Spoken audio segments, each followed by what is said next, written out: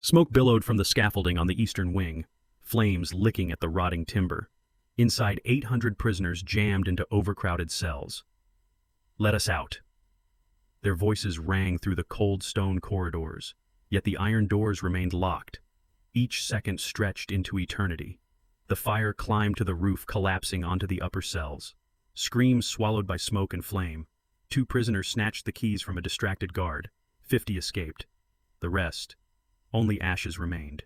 The guards watched, some scrambling to help, but many indifferent. Official reports documented every detail, cold and precise, yet could not capture the terror. The wails, the crashing beams, the choking smoke, all merged into a symphony of horror. 320 lives lost, 130 others grievously injured. And the secrets of that night still haunted the empty corridors.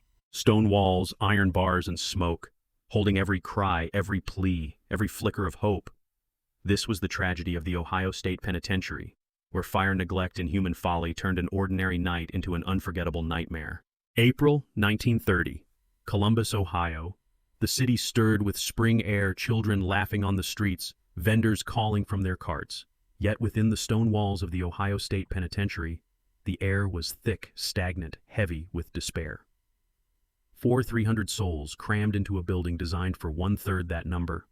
Corridors, narrow ceilings, low, the smell of sweat and unwashed bodies pervasive. Iron doors lining the hallways, each locked at night, a prison within a prison. Men shuffled in their cells, counting the hours, listening to the distant city, yet knowing they were worlds apart.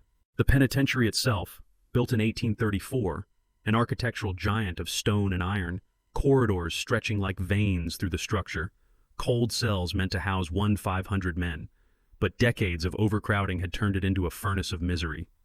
In 1849, a cholera epidemic had swept through, claiming 121 lives. Records and diaries of the time speak of endless suffering, a wretchedness invisible to the outside world. 1893. A superintendent lamented that 10,000 pages of history of the Ohio Penitentiary would not give one idea of the inward wretchedness of its 900 inmates. The unwritten history is known only by God himself. By 1930, the penitentiary was overflowing. Bunks stacked 3 high hallways teeming with men. Whispers of rebellion, secret alliances, desperate attempts to survive. Guards patrolled with keys, jangling a mix of authority and fear in their eyes. Scaffolding had been erected along the eastern wing for expansion, a wooden skeleton rising against the brick walls ready to be engulfed. Inside the cells, men whispered prayers, curses, stories of old, tales of those who had vanished in previous fires, drownings, riots, folklore and fear intertwined.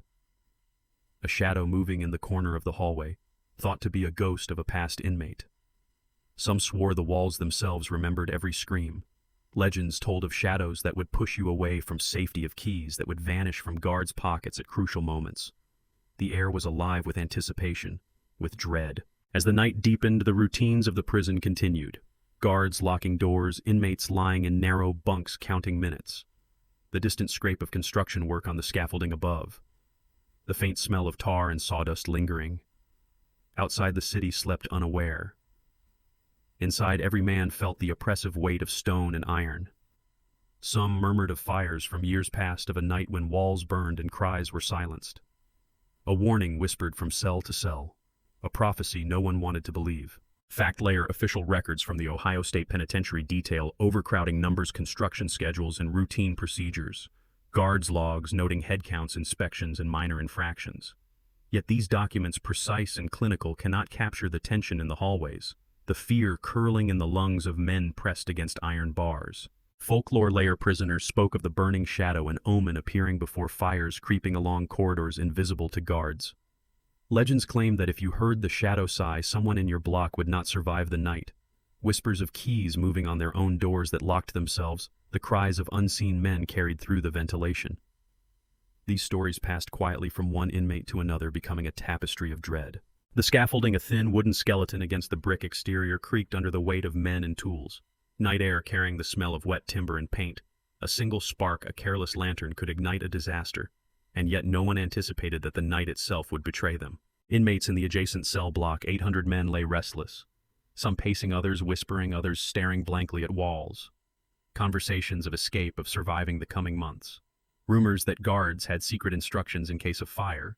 Rumors that no help would come if flames appeared. Tension building like a storm cloud. The oppressive heat from the crowded cells mixing with the chill of the stone walls. A slow, suffocating dread. Guards walked their rounds, keys jangling. Some alert, others weary, some indifferent. The routine of authority masking the fragility of safety. Each unlocked cell a potential doorway to chaos. Each locked door a sentence of death if disaster struck. The prisoners knew this, every sound, every step, every clink of metal. Listening, waiting. The walls holding secrets and fears alike. April 21st, 1930. The night had thickened, shadows crawling across stone corridors. The scaffolding along the eastern wing groaned under its own weight. A single spark, careless, unnoticed, ignited dry timber.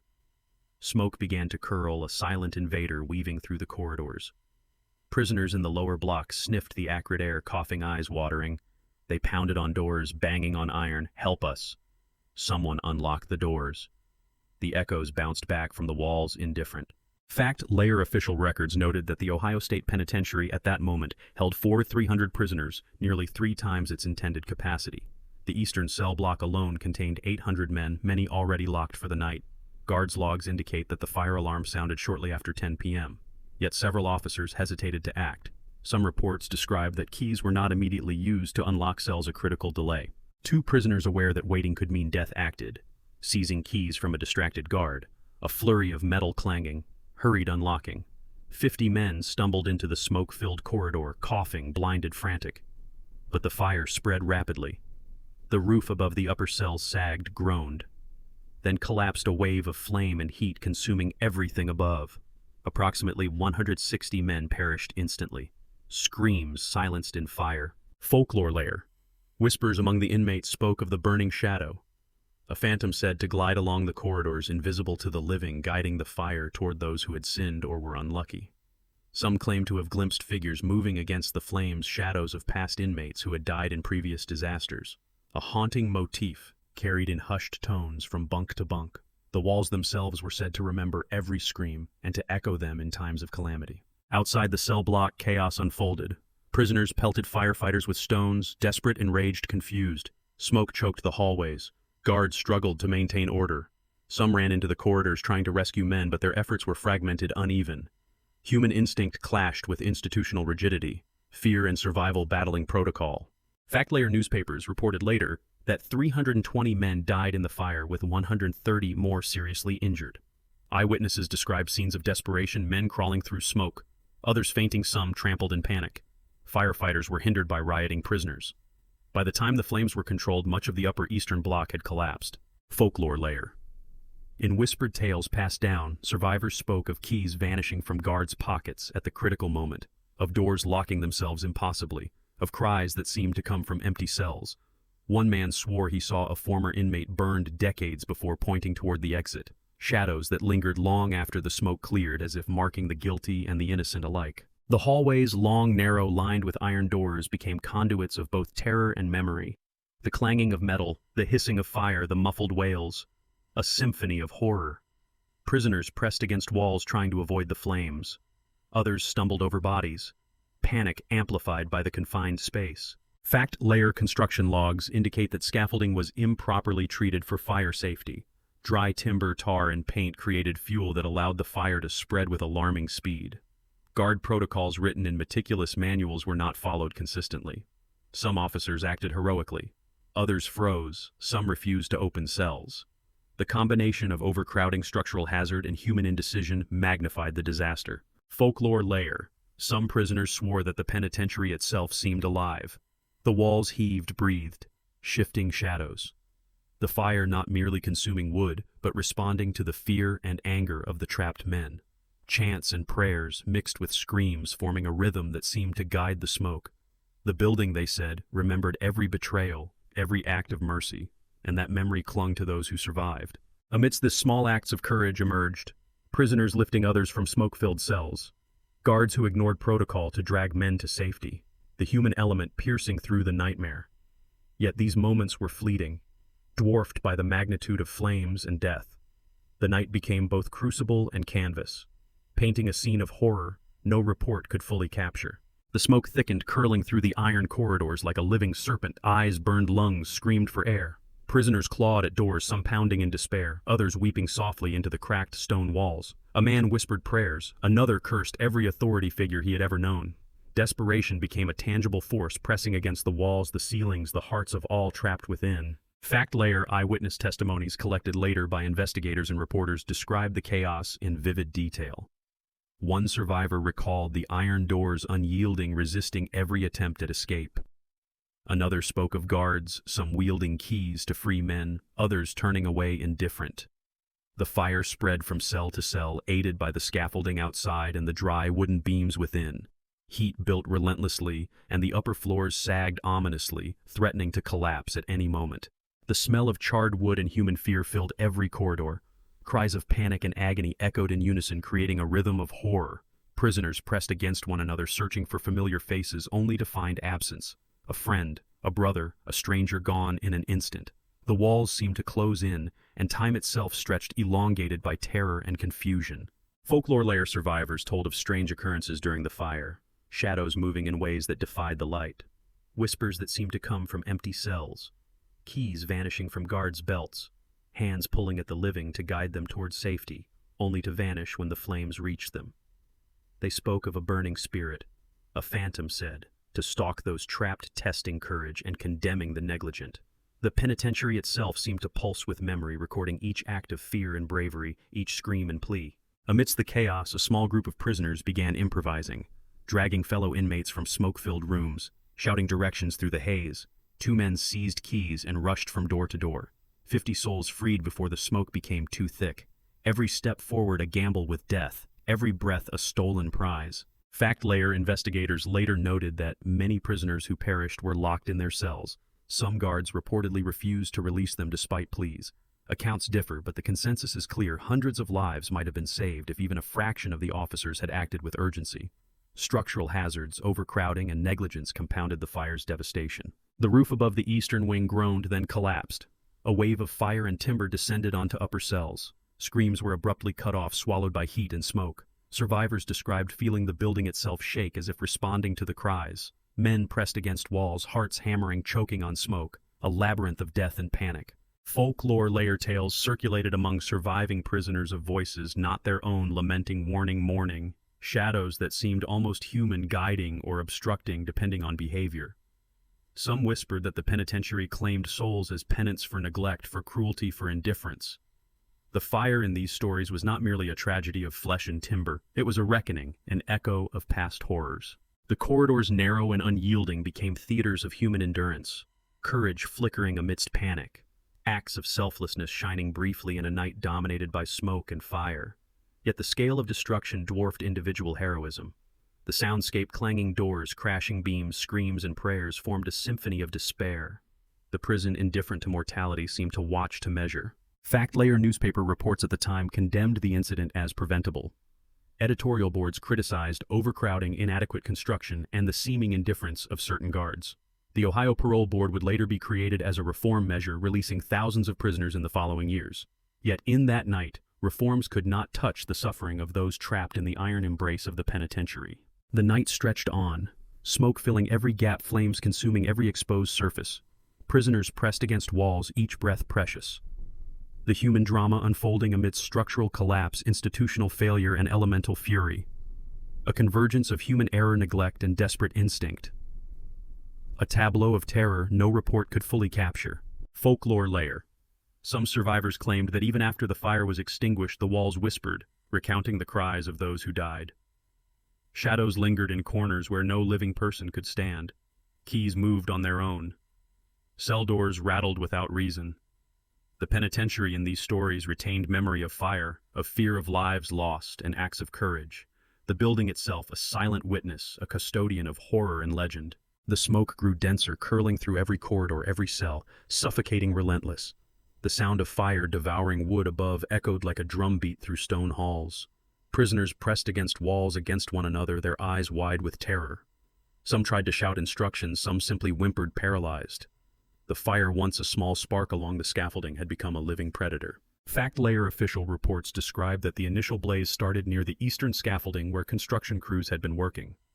Dry timber and tar on the scaffolding acted as accelerants. The fire spread rapidly, reaching the roof and upper floors within minutes.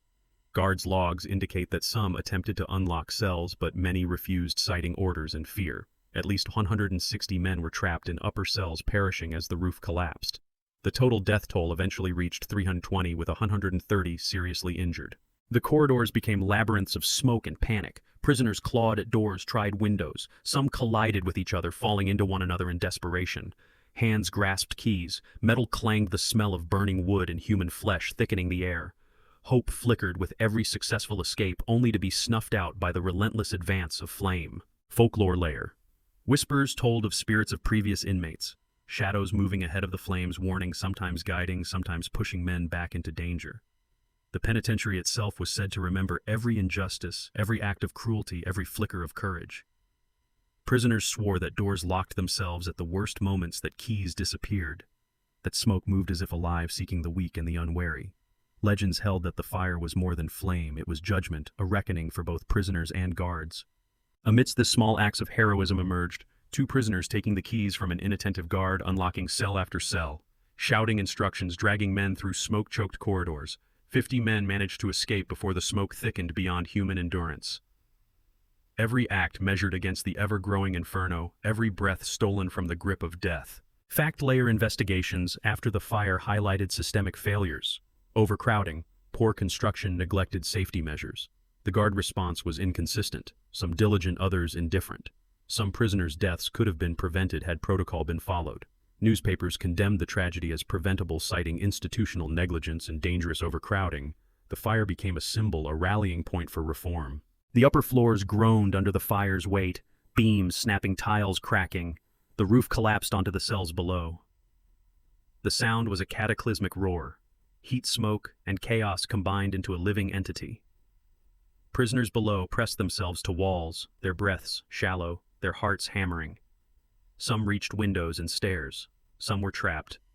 The night became a crucible of fear. Folklore layer stories passed among survivors spoke of hands reaching from nowhere, guiding or pushing men, shadows darting just beyond sight, cries from empty cells echoing alongside screams of the living, keys, vanishing doors rattling. The penitentiary itself seemed sentient, remembering every human action, punishing or rewarding as it saw fit. Legends intertwined with reality. Fear became almost tactile, a presence unseen watching every desperate move. In these moments, human courage and panic collided, acts of kindness and self-preservation, men dragging the injured, shouting through smoke, risking everything for strangers.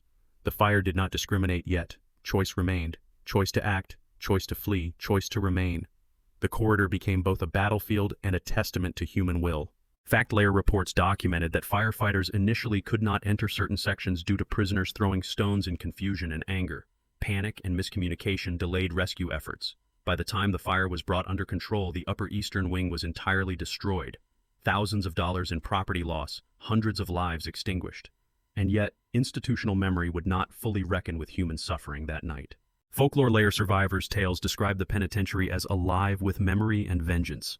The fire, some whispered, had a consciousness, selecting whom to spare, whom to claim, doors opening or locking on their own, shadows moving just beyond vision, voices of the dead whispering warnings or mocking despair. Every act of courage marked in the walls, every cry of fear etched into the masonry.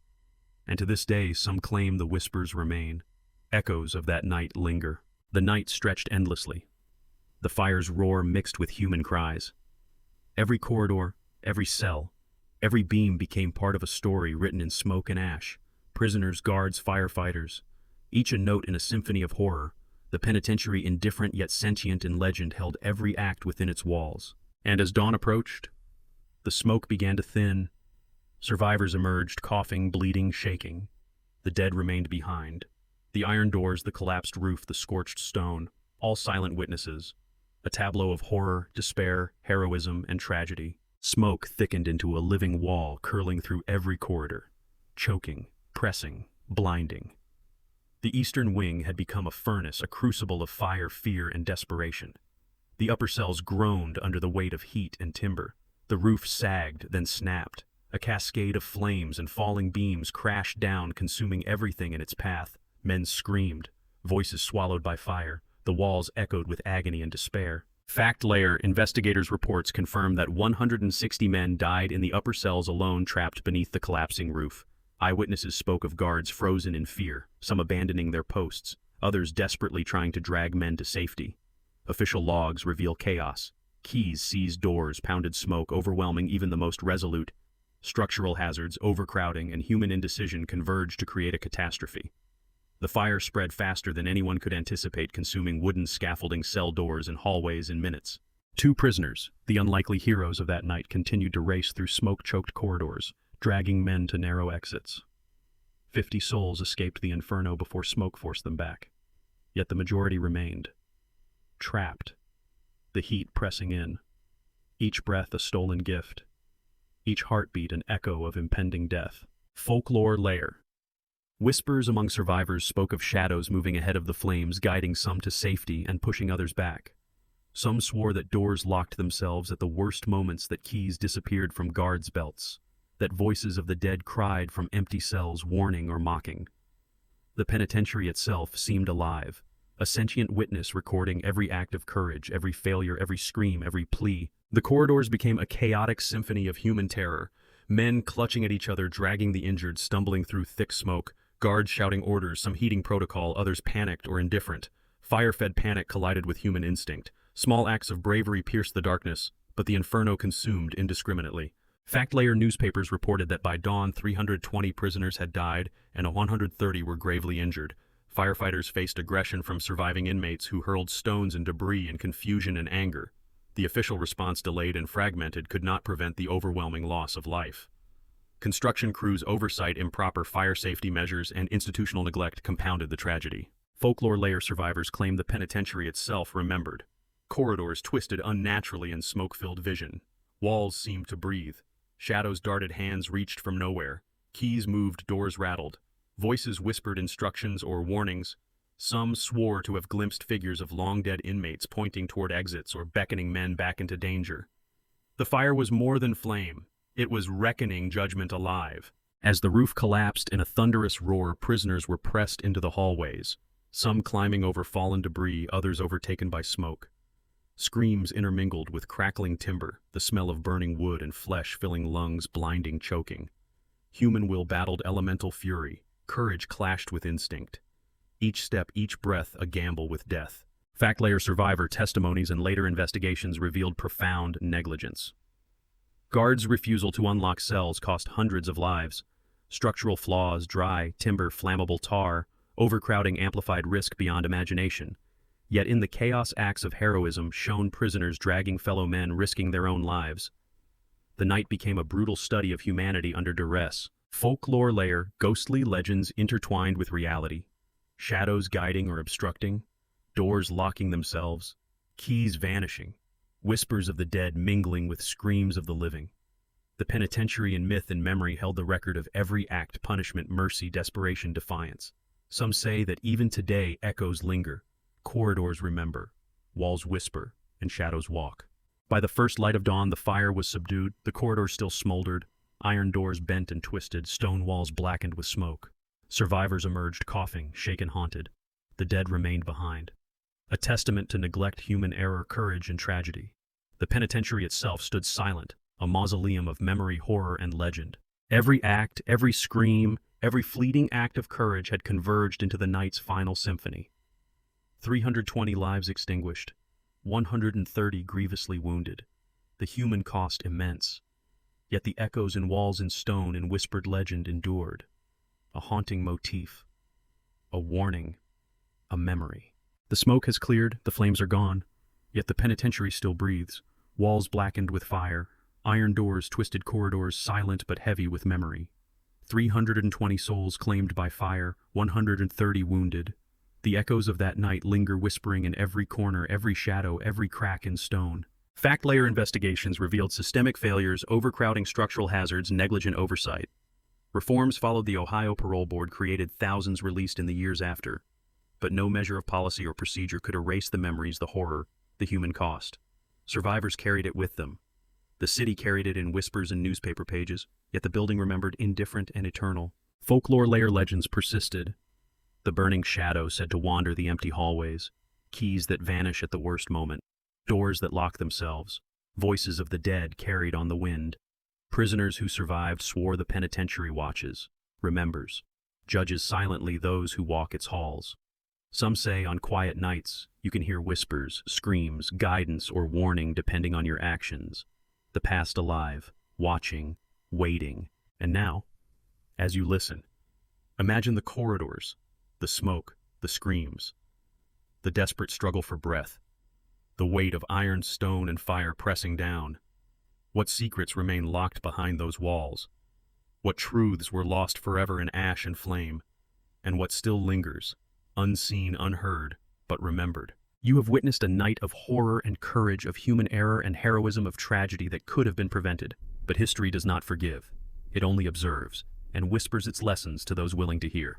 The Ohio State Penitentiary stands no longer, yet its shadow stretches beyond its physical walls, haunting memory, echoing warning. A question remains. How many lives are lost before we truly learn to value them? You have just heard one chapter from a history that refuses to close. The echoes of those imprisoned still linger, the walls remember, and the shadows walk. Follow, listen, and do not forget. For history's fire does not burn out. It only waits.